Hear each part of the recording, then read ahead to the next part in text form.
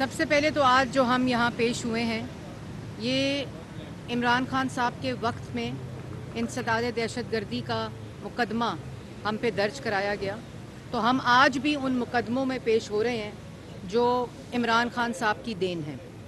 اور یہ کہنا کہ ہم عدالتوں میں تھے اور ہم جیلوں میں تھے، تو اللہ تعالیٰ کے فضل و کرم پہ جتنے جھوٹے الزامات اپنے سیاسی مخالفین کو جیلوں میں بند کرنے کے لیے عمران خان صاحب نے لگائے، ان سب میں میرٹ کے اوپر لوگوں کی بیلز ہوئیں، چاہے وہ نواز شریف صاحب ہوں، مریم نواز شریف صاحبہ ہوں، شہباز شریف صاحب ہوں، حمزہ شہباز صاحب ہوں، اور جتنی مسلم لیگ نون کی قیادت ہے، انہوں نے اپنے ہر کیس میں جو جھوٹا الزام اور جو جھوٹا کیس ان پر بنا، ان سب میں عدالتوں میں پیش ہو کر میرٹ پر بیلز لے کر آج وہ سرخرو ہوئے۔ اور جو لوگ آج جیل میں ہیں وہ اللہ تعالیٰ کی پکڑ میں ہیں، کیونکہ یہ مکافات عمل ہے کہ جب آپ دوسرے پہ جھوٹا الزام لگاتے ہیں، اور اس وقت صرف کیونکہ ملک کو لوٹا جا رہا تھا، ملک کی عوام کو تکلیف دی جا رہی تھی، مہنگائی کا طوفان تھا۔ آپ نے بھی سوال کیا کہ 16 ماہ کے اندر جو مہنگائی کی شرح تھی، تو 16 ماہ کے اندر جو مہنگائی کی شرح تھی وہ عمران خان صاحب کی دین ہے۔ وہ IMF کا وہ معاہدہ ہے جس پہ عمران خان صاحب کے دستخط ہیں، اور اس IMF کے معاہدے کی وجہ سے جس کو انہوں نے ڈیفالٹ کیا، انہوں نے اس کی خلاف ورزی کی، اور اس خلاف ورزی کے اوپر پاکستان کو دیوالیے کے قریب پہنچایا۔ 16 ماہ میں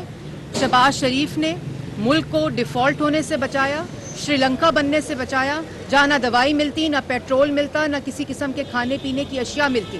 اور ملک کے اندر دھاوا بولا جاتا، بلوے ہوتے اور انارکی پھیلتی۔ سب سے بڑا جو کارنامہ ہے، اور اس کے بعد ایک اور بات کہ 16 ماہ میں جو مہنگائی ہے وہ ان 4 سال کی نالائکی، نااہلی، چوری اور لوٹ مار ہے۔ نواز شریف صاحب جب اقتدار میں آئے، پاکستان کی عوام سے اور پاک ملک کے اندر سے مہنگائی کا خاتمہ کیا۔ 2013 میں مہنگائی تھی 13 سے 16% مہنگائی تھی، جب 2018 میں پاکستان مسلم لیگ نون کی اور 2017 میں نواز شریف صاحب کی حکومت ختم ہوئی، اس وقت مہنگائی کی شرح 2.4% تھی۔ دہشت گردی ختم تھی، بجلی کے منصوبے بن کر لوڈ شیڈنگ 0 پر تھی، اور آج بھی 21 تاریخ کو انشاءاللہ مینار پاکستان پر محمد نواز شریف صاحب اپنا اکنامک ویژن دیں گے، اور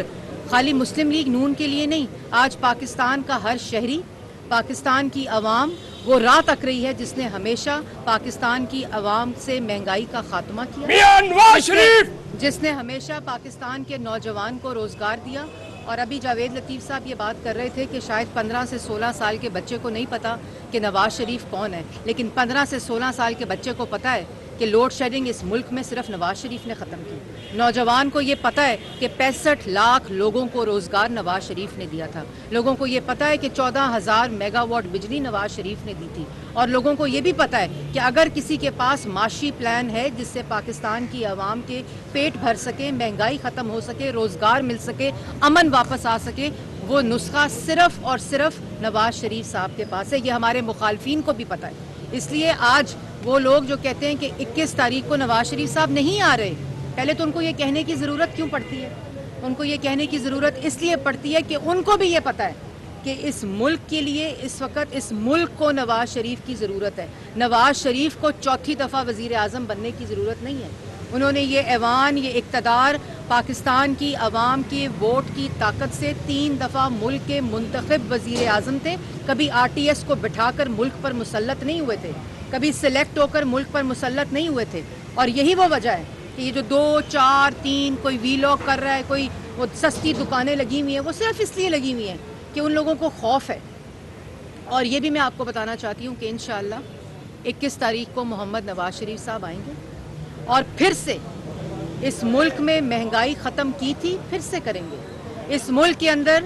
دہشت گردی ختم کی تھی، امن لائے تھے، پھر سے کریں گے۔ اس ملک کے اندر پاکستان کے نوجوان کو روزگار دیا تھا، پھر دیں گے۔ اس ملک کے اندر IMF کو، یہ IMF کا پروگرام جو عمران خان کا ہے، اس سے مہنگائی ہوئی۔ یہی IMF کا پروگرام اس وقت 2016 میں جب اس کو خیر بات کہا تھا، تو اس کے بعد بھی اور اس سے پہلے بھی چینی کی قیمت 52 روپے رہی تھی، آٹے کی قیمت 35 روپے رہی تھی، بجلی کا جو بل ہے، بجلی کا جو یونٹ ہے، وہ 11 روپے رہا تھا۔ اور یہی وہ وجوہات ہیں کہ اس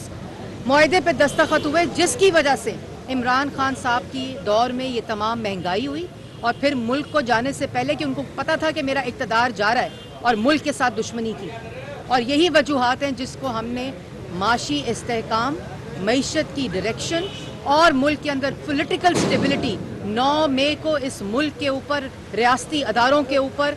شہداء کے جو ایمبلمز تھے, جو ان کی یادگاریں تھیں, ان کے اوپر اٹیک کرنا تھا. اور وہ کیوں کرنا تھا؟ کہ اس ملک کے اندر سیاسی عدم استحکام ہو, اس ملک کے اندر سیاسی عدم استحکام کی وجہ سے معاشی عدم استحکام ہو, لیکن کامیابی نہیں ہوئی. اور انشاءاللہ وہ تمام سازشیں, وہ تمام مشکلات جو پاکستان کی عوام کو, ہمیں پتہ ہے, ہم سے بہتر کوئی نہیں جانتا, ہم ان کی نالائکی, نااہلی کو ایکسپوز کر کے, کنفرنٹ کر کے 16 ماہ میں اللہ تعالیٰ کے فضل و کرم سے ہم نے حکومت جب ختم کی ہے تو ملک کے پاس ایک معاشی ڈائریکشن موجود ہے. ملک کے پاس مہنگائی ختم کرنے کے وہ تمام جو راستے ہیں, جو اکنامک پالیسیز ہیں, جو عدم استحکام تھا معیشت کے اندر, وہ واپس آ چکا ہے. اور 21 تاریخ کے بعد